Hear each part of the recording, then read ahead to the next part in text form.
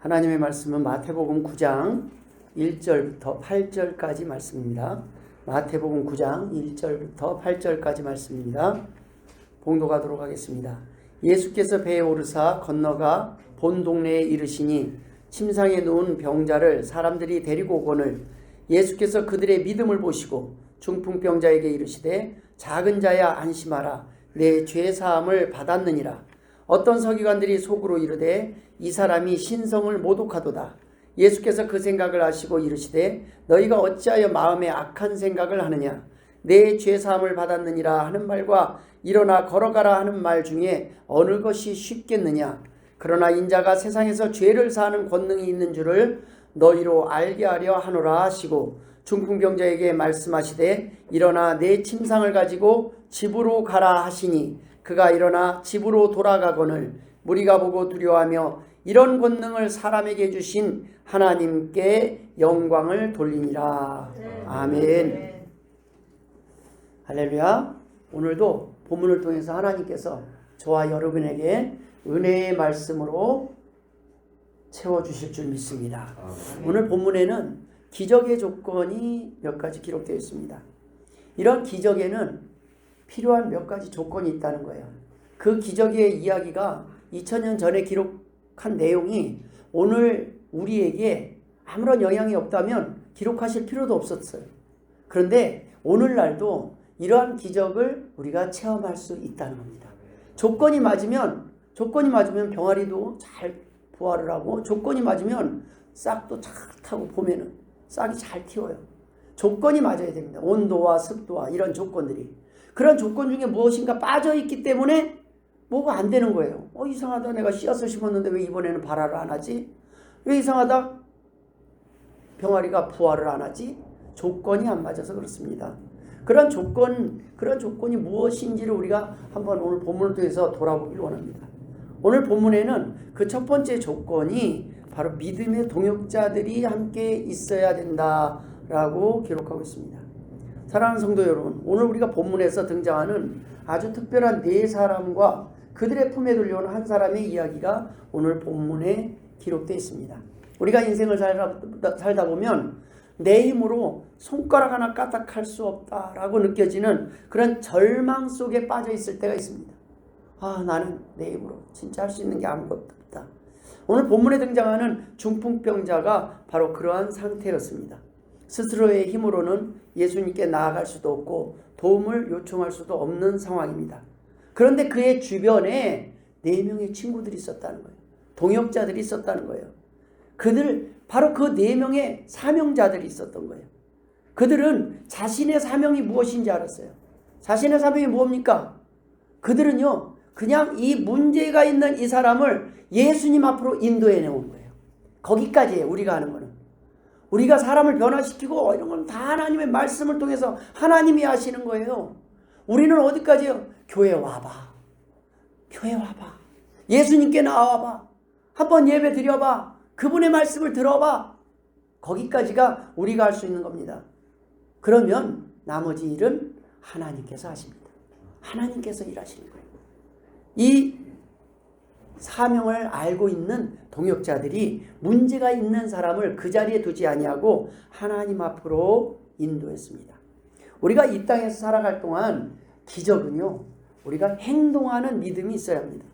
기적의 시작은 마음이 아니라 발걸음에서 시작된다는 거예요. 머릿속에서 머무는 지식이 아니라 무거운 침상을 들고 집 밖으로 나서는 에너지가 있어야 된다는 거예요. 그런 에너지는 어디서 생겨요? 그게 믿음이에요. 믿음 마음속으로 제가 믿습니다가 아니라 믿는 사람은 그 믿음에 걸맞는 행동을 하는 거예요. 여러분, 네팔 선교를 떠나는 목사님이 뭐가 먼저 있어야 돼? 믿음이 생기는 거예요. 나는 네팔에 가고 싶다가 먼저가 아니라 네팔에 내가 가면 하나님께서 일하실 것이다 라는 믿음이 있을 때 하나님이 보내시는 거예요. 여러분, 그러면 일은 다 끝난 거예요. 내가 일하려고 그러면 막막하지만 하나님이 나를 보내시는 걸 보니까 뭔 일을 하시겠다. 하나님께서 나를 이 교회로 인도하신 걸 보니까 하나님께서 다른 사람을 또 이쪽으로 인도하실 수 있겠다. 그러한 것이 바로 우리의 믿음의 결과라는 것입니다. 우리 주변에는 하나님께서 항상 우리 혼자 살아갈 수 있게 하는 것이 아니라 동역자들을 보내셨어요. 그 동역자가 배우자이기도 하고 자녀들이기도 하고 우리 성도들이기도 하다는 겁니다. 구경꾼이 아니라는 거예요. 우리는 서로의 아픔을 나누고 도울 수 있는 동역자로 보내주셨어요. 그런데 우리가 나눠지고 우리가 싸우면 힘을 잃어요. 하나님께서는 우리가 서로 힘을 합해서 서로의 연약함을 돕고 채우기를 원하십니다. 머리는 손의 역할을 할 수가 없어요. 눈이 아무리 밝아도 눈이 수저를 떠서 입에 넣을 수가 없어요. 각각의 역할이 달라요. 머리 보고 손의 역할을 알아, 손 보고 발 역할을 알아 못합니다. 서로 비난하고 싸워봤자 그건 죽는 거예요. 굶어 죽어요 다들. 그런데 손이 움직이고 발이 움직이고 서로가 각자의 역할을 가지고 서로 합력할 때 선을 이뤄간다는 말씀입니다. 하나님은요 우리가 서로 돕기를 원해요. 저는 저희 아내한테 자주 얘기를 합니다. 여보, 살다 보면 나는 완벽한 존재가 아니야.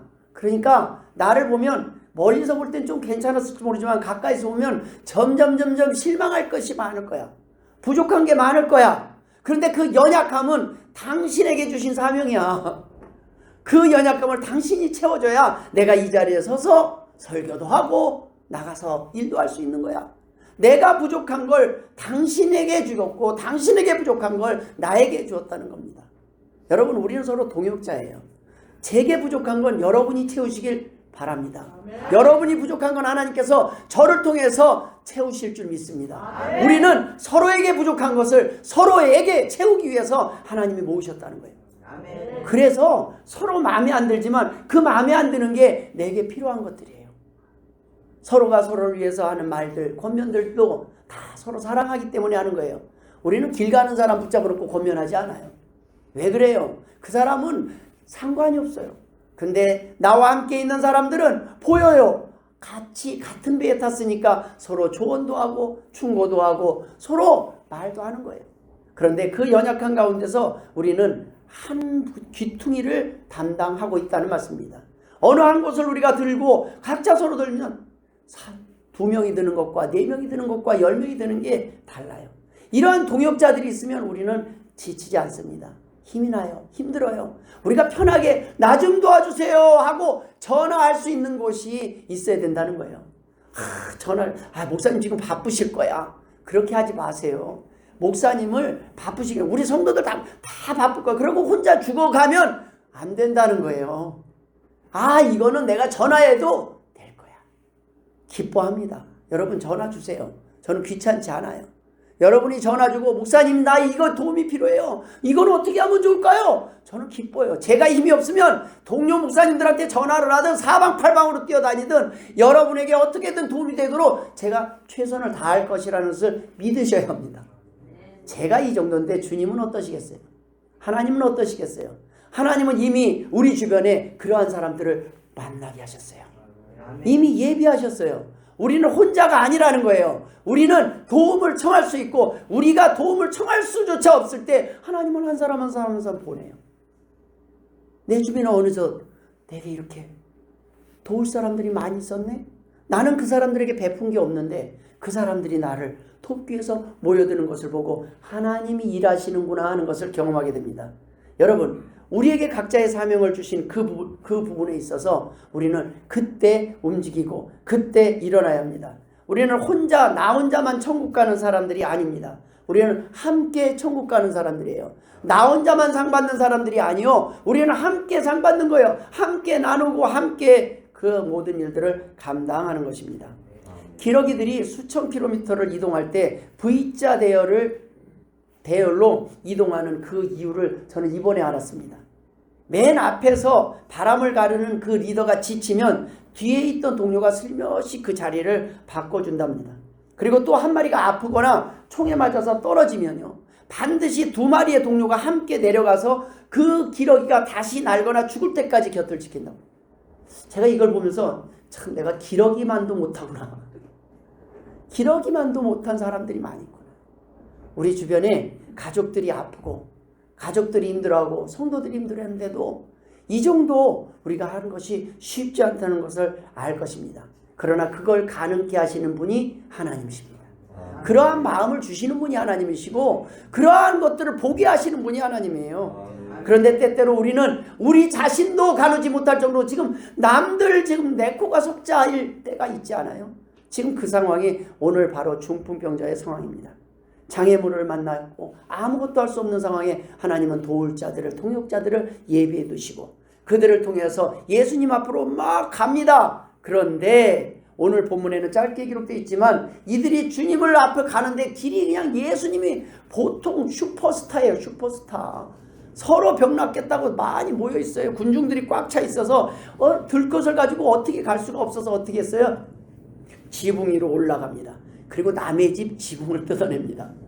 점잖은 체면, 비용 문제, 사람들의 비난 그런 것들 아무 문제가 되지 않습니다. 오직 그들의 목적은 예수님 앞에 데리고 가야 된다는 거예요. 장애물은요, 믿음이 없는 자에게는 그것이 포기의 핑계가 되지만 믿음이 있는 자에게는 지붕을 뚫는 기회가 됨을 믿으시기 바랍니다. 아멘. 믿음이 있는 사람에게는요, 장애물은 상 받을 기회예요. 아멘.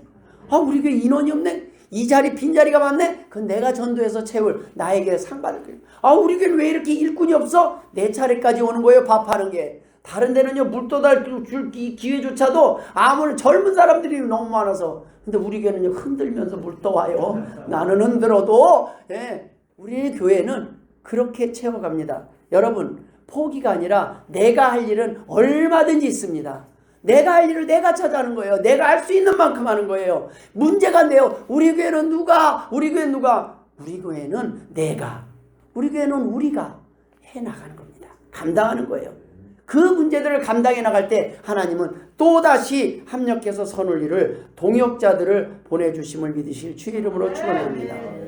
다리가 불편해서 혼자서 문턱도 못 넘는 청년이 휠체어에 기대고 그 교회를 가고 싶은데 교회를 가니까 계단이 너무 많은 거예요. 하지만 그냥 나 그냥 안 가고 말어. 이 교회는 뭐 이렇게 장애인을 위한 배려도 없어 하고 포기할 만도 하지 않습니까? 근데 이 청년은 휠체어를 타고 교회 앞을 가요.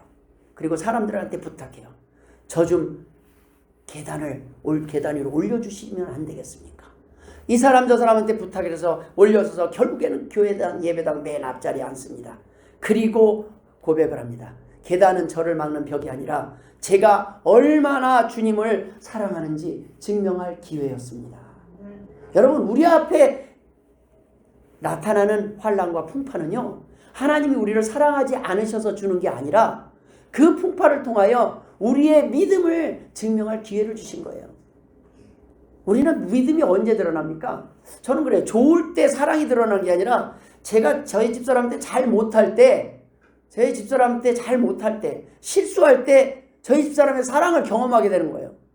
실수할 때 그걸 커버해주고 그걸 덮어주고 제가 먼저 알아요. 내가 또 말 실수했구나. 내가 또 상처를 줬구나. 근데 내가 아픔을 줬는데도 불구하고 떠나지 않고 제 옆에 있어요. 그게 사랑 아닙니까? 좋아서 옆에 있는 것이 아니라 내가 부족함에도 불구하고 내 곁을 떠나지 않고 있어주는 아내가 내 곁을 떠나지 않고 저희들과 함께 해주는 성도님들이 감사한 거예요. 여러분들의 사랑이 느껴져요. 큰 교회 좋은 교회 많이 있습니다. 그런데 부족하고 우리 교회는 일거리가 너무 많은데도 불구하고 그런데도 불구하고 떠나지 않고 이 자리를 지키는 것이 바로 사랑 아니겠습니까? 그것은 저에 대한 사랑이 아니라 주님에 대한 사랑이다. 하나님을 사랑하기 때문에 내 친구를 들것으로 들어서 이곳으로 인도합니다. 하나님을 사랑하기 때문에 오늘도 섬기기 위하여 반찬을 해가지고 옵니다. 하나님을 사랑하기 때문에 하나님을 위해서 이 모든 일들이 있음에도 불구하고 그 모든 것을 차치하고 제가 하나님 앞에 오늘 나와서 예배합니다. 이것이 우리에게 요구하시는 하나님의 믿음이라는 말씀입니다. 바로 이 지붕을 뚫는 심정으로 주님 앞에 나왔으니 이미 복은 받은 거예요. 병이 낫지 않아도 하나님 앞에서 이제 하나님 앞에서 병이 낫지 않아도 천국으로 바로 불러간다고 해도 우리의 믿음이 하나님 앞에 인정받지 않았겠습니까? 오늘 본문의 기적은 하나님이 바로 이 동역자들을 통해서 사랑하시는 그 하나님의 도우심을 하나님만 바라보고 있지 말고 내 주변에 이미 의사도 좋고 내 주변에 목사도 있고 다 있는데 전화를 안 하는 거예요. 전화를. 여러분 전화하시기 바랍니다. 여러분 예비단자들을 통해서 하나님이 일하실 것입니다. 두 번째 기적의 이유는 영혼의 치유가 먼저라는 거예요. 기적의 조건은 예수님은 오늘 본문에서 문제의 원인인 겉이 아니라 속, 육신이 아니라 영혼의 문제를 먼저 해결해야 된다고 말씀하시는 거예요. 많은 문제가 마음과 머리에서 시작됩니다. 오해와 상처, 미움, 원망, 시기, 질투 모두 다 내면의 문제에서 시작되는 거예요. 영혼이 먼저 회복되고 건강해야 됩니다. 주님께서는 지금 육신의 문제를 해결해 주셨지만 영혼의 문제를 해결 안 받지 못한 사람들은 육신이 고쳐짐을 받았어도 결국에는 다 떠나게 돼 있고 결국에는 예수님이 원하는 삶을 살지 못하고 영원한 심판을 면할 길이 없습니다. 병을 고치는 것이 문제가 아닙니다. 왜 병에 걸렸는지를 알아야 되고 왜 우리가 죽는지를 알아야 우리가 다시 사는 것으로 끝나는 것이 아니라 영원한 생명을 얻을 수 있는 믿음을 확보하게 된다는 말씀입니다. 여러분, 사랑하는 성도 여러분, 오늘 중풍병자를 메고 온 친구들의 그 도움으로 인해서 우리는 주님 앞에 나왔습니다. 그리고 거기서 주님을 만났습니다. 근데 주님이 제일 먼저 하신 말씀이 무엇이냐는 거예요. 내가 원하는 것, 내가 지금 관심 있는 건 병 고침이요 문제 해결인데 주님은 지금 영혼의 문제라고 말씀하고 있는 거예요. 오늘 주님은 말씀이 뜬금없는 말씀처럼 들려요. 우리가 막 배가 아파갖고 응급실에 갔더니 의사가 이렇게 배는 만져보지도 않고 평소에 그 부모님한테 불효한 그 마음부터 좀 심보부터 고치세요 라고 말하면 황당할 거 아니에요. 근데 지금 예수님이 일어나라 라고 말씀하시는 게 아니라 내 죄사함을 받았느니라. 여러분, 많은 문제는요 우리의 죄 때문입니다. 아직 내가 회개하지 못한 죄, 아직 내가 하나님이 원하는 자리에 있지 못한 죄, 내가 하나님 앞에 엎드리지 못한 그 죄 때문에 내 많은 문제들이 왜요? 왜 이게 세상 사람 논리로는 상식으로는 이해되지 않아요. 근데 성경의 상식으로는요 확실히 이해되는 겁니다. 먼저 해결해야 될 문제들이 있다는 거예요. 왜냐? 하나님은 전지전능하신 하나님입니다. 하나님은요 모든 것들을 회복시킬 수 있어요. 한순간에 말씀 한마디면 회복할 수 있어요. 그런데 뭔가 안 돼 있는 것처럼 보이면 나를 돌아봐야 되고 우리를 돌아봐야 되고 그 안에 죄 문제를 돌아봐야 된다는 거예요. 그것을 먼저 해결하지 않으면 우선 내 마음이 안 편해요. 병이 고쳐지고 돈이 있고 막 그래도 내 마음이 좀 있으면 죽을 건데요. 언제 죽을지 모르는데요. 언제 하나님의 심판이 임할지 모르는데요. 이 두려움과 경외함이 없이는 우리의 문제는요 해결된 게 아니에요. 일순간에 넘어가는 것처럼 보이지만 그것은 문제가 아닙니다. 주님의 눈에는요 그 영혼을 짓누르고 있는 죄라는 근본적인 뿌리를 보았다는 거예요.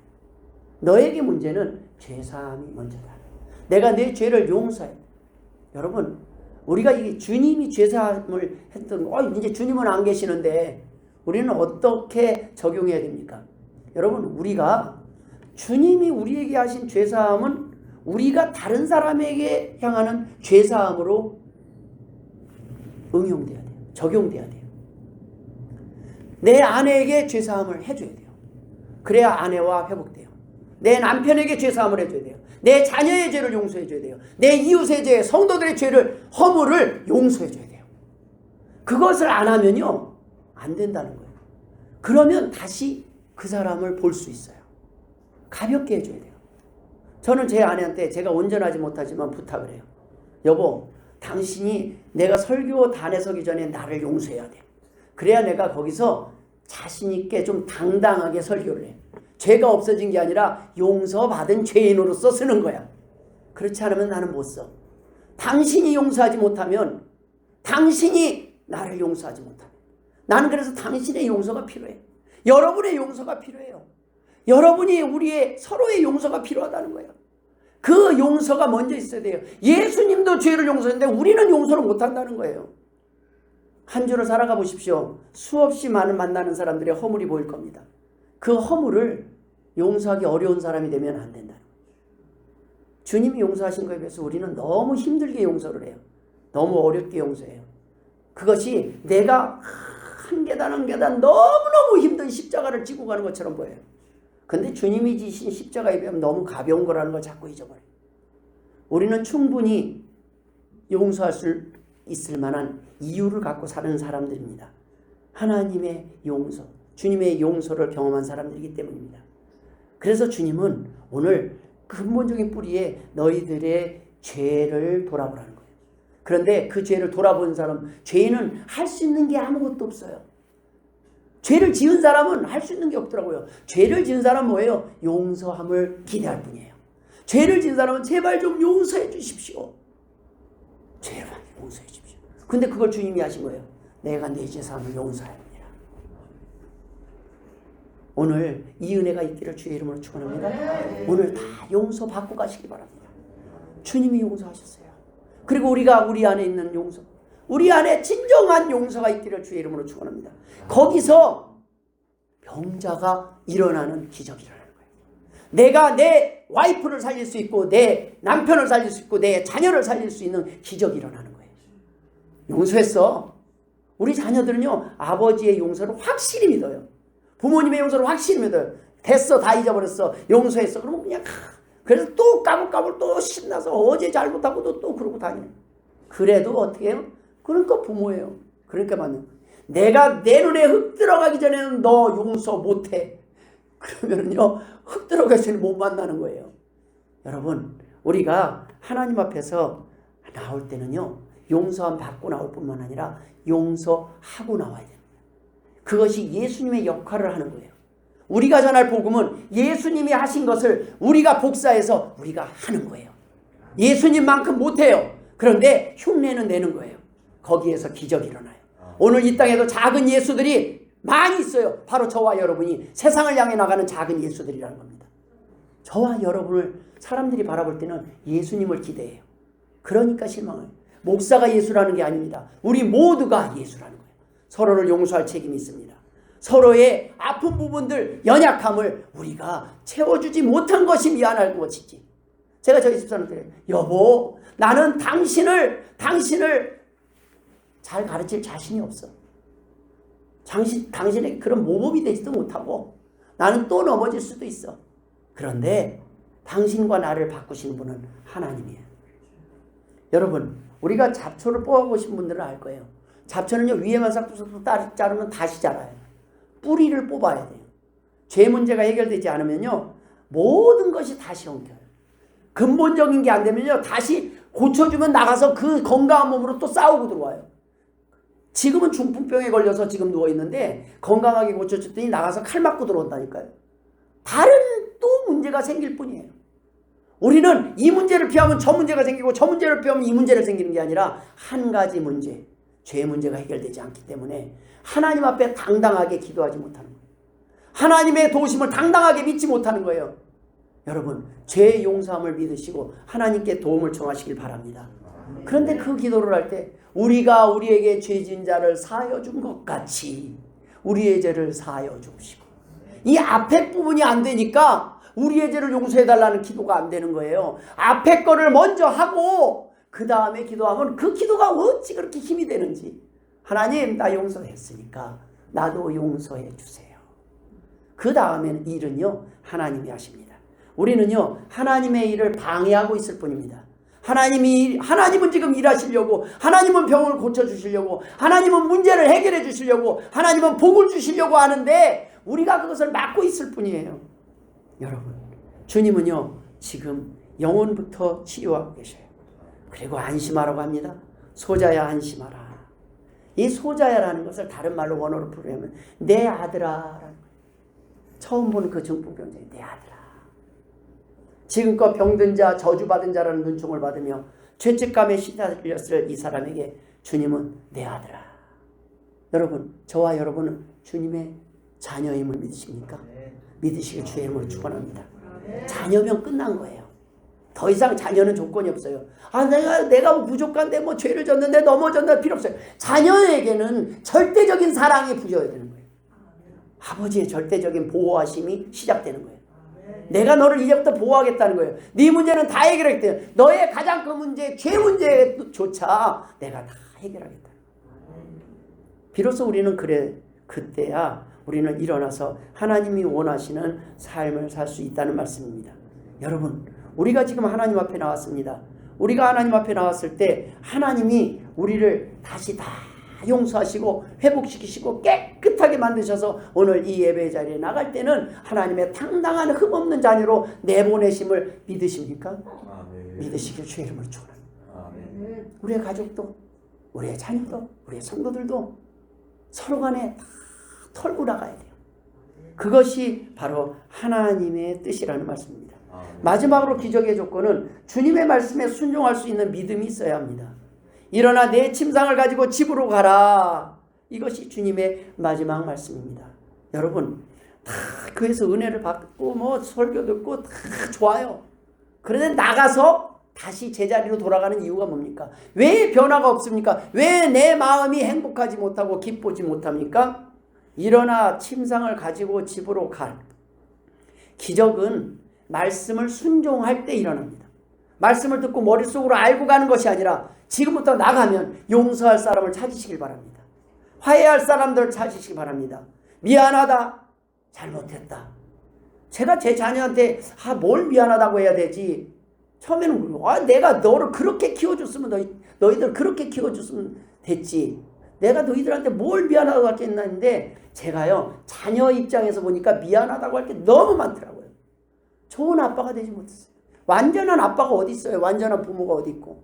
많은 부분을 초보니까 특히 큰 딸에게는요 처음이잖아요. 연습용이에요. 둘째 딸, 셋째로 갈수록 조금 나아요. 연습을 해봐서 이러면 안 되는구나. 큰 딸은 잡아요. 큰 딸은 막 그냥 이래도 정말 막 하다가 잡는 것만 능사가 아니구나. 둘째 딸은 또 이렇게 더 편하게 또 이렇게 해주다. 이 연습용이에요. 연습용 하다가 막내로 가는 거예요. 점점 이렇게 좀 알만하면 다 컸어요. 큰딸이 얼마나 속에 상처가 많겠어요.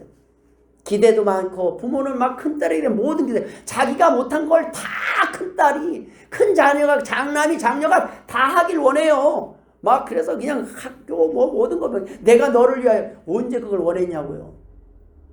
하나님께 맡기고 나니까 자녀를 하나님이 키우시는 것을 경험했습니다. 미안하다고 그랬어요. 야, 아빠는 초보인데 미안하다. 앞으로 말씀 듣고 말씀대로 살아봐라. 하나님이 인도하실 것이다. 너의 길을 하나님이 좋은 길로 인도하실 것이다. 하고 난 뒤부터 저는 그냥 신경 딱 끄고 편해요.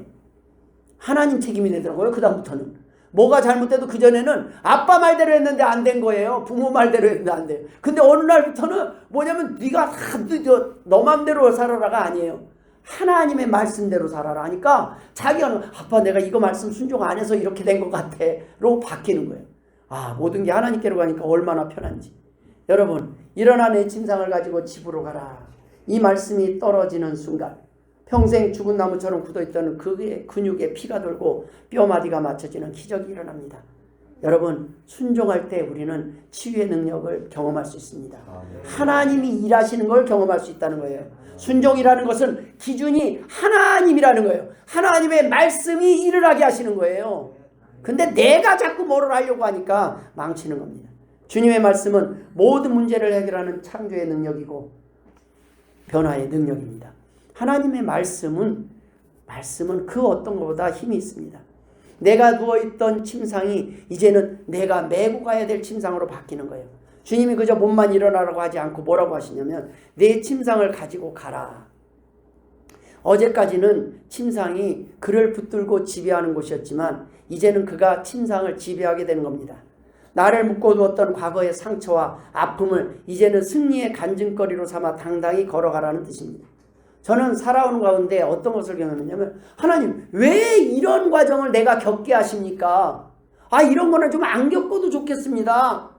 그 가운데 제일 안타까웠던 게 뭐냐면 넘어짐이었어요. 하나님 목사 체면이 있지 왜 자꾸 넘어지게 하십니까? 왜 내가 자꾸 말씀대로 못 사는 이런 경험을 하게 합니까? 이거 자랑할 것도 아니고 부끄러운 건데 왜 이 길을 지나가게 하십니까? 그 뒤에 주님께서 주신 것은 이거였어요. 야, 너 같은 놈도 내가 쓴다. 용서하고 고쳐서 쓴다. 너도 목사가 되고 보면 다른 사람들은 뭘 못하겠냐.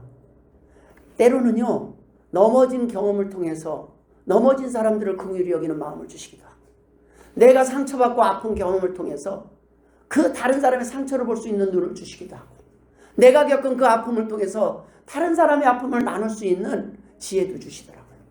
하나님은요, 근데 그걸 날마다 반복하길 원하시지는 않아요. 이제는 침상을 메고 걸어갈 때입니다. 침상에 누워있을 때가 아니라 이제는 과거와 상처의 아픔을 가지고 그 상처를 고치신 그 하나님을 자랑하고 하나님께 영광을 돌릴 때라는 말씀입니다. 이제는 그것이 나의 간증거리가 되는 거예요. 무슨 간증거리예요? 내 상처를 치유하신 하나님, 내 아픔을 통하여 강함되게 하신 하나님, 나의 약함을 통하여 하나님 앞에 엎드리게 하신 그 하나님을 전해야 된다는 말씀입니다. 그럴 때 우리는 벌써 내 마음속에서 기적을 경험하게 됩니다. 여러분, 어떤 사람이 평생 알코올 중독자로 침상에 누워서 인생을 낭비하던 그 사람이 예수님을 만나서 변화가 됩니다.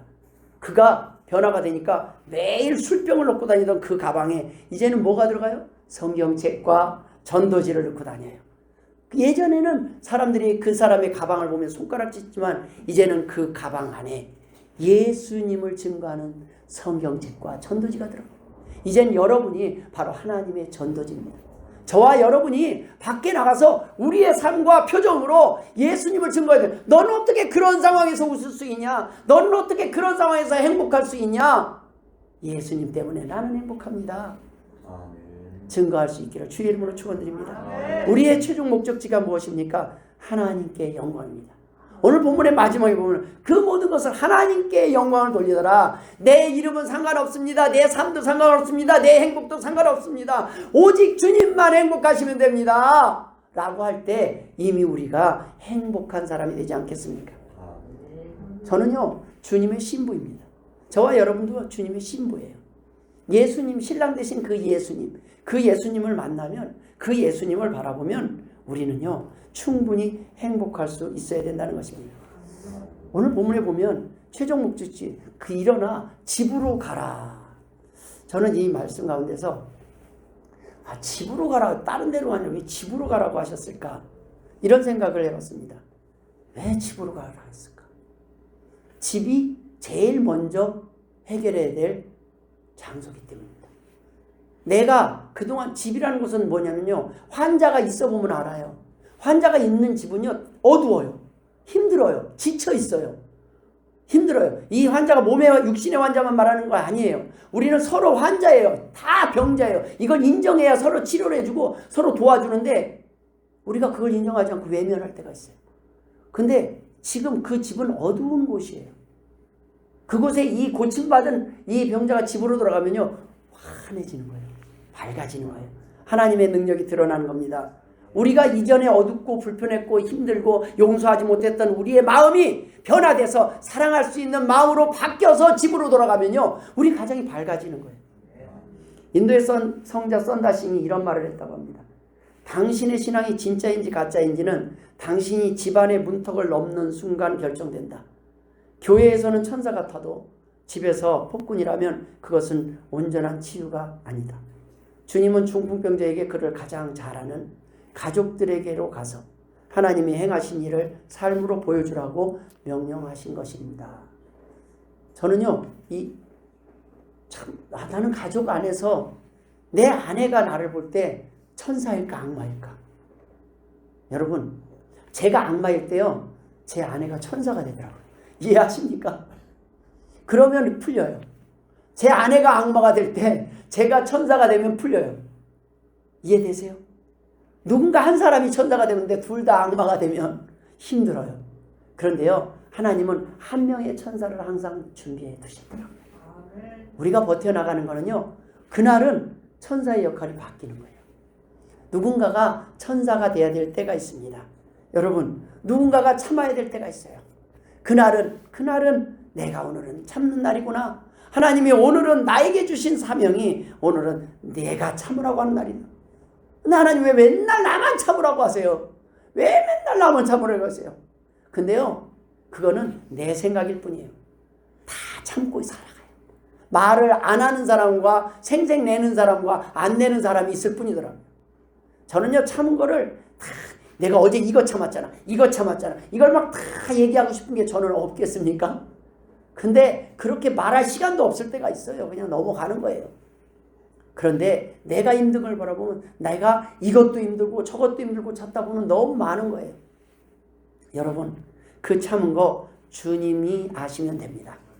주님이 아시면 됩니다. 하나님이 아시면 됩니다. 내 억울한 마음, 내 답답한 마음 하나님이 치유하여 주옵소서.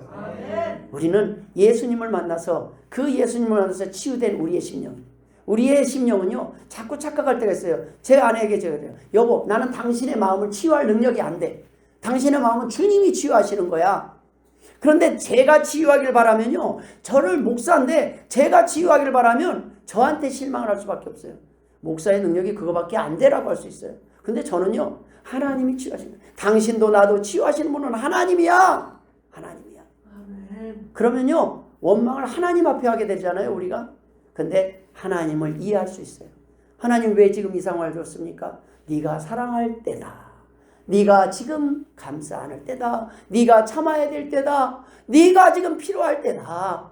하나님께서 그 말씀을 하실 때 우리는 그 사명의 자리를 떠나지 않기를 주의 이름으로 축원합니다. 기도하겠습니다. 하나님 아버지 은혜를 감사드립니다. 주님의 기적을, 주님의 능력을 가로막는 어리석은 성도들이 되지 않게 하여 주옵소서. 어리석은 우리가 주님의 말씀을 듣고 이제 순종하고자 하오니 하나님 은혜를 더하여 주시사 하나님의 말씀대로 순종하며 승리하는 복된 성도들 되게 하여 주옵소서. 감사하며 예수님의 이름으로 기도드리옵나이다. 아멘.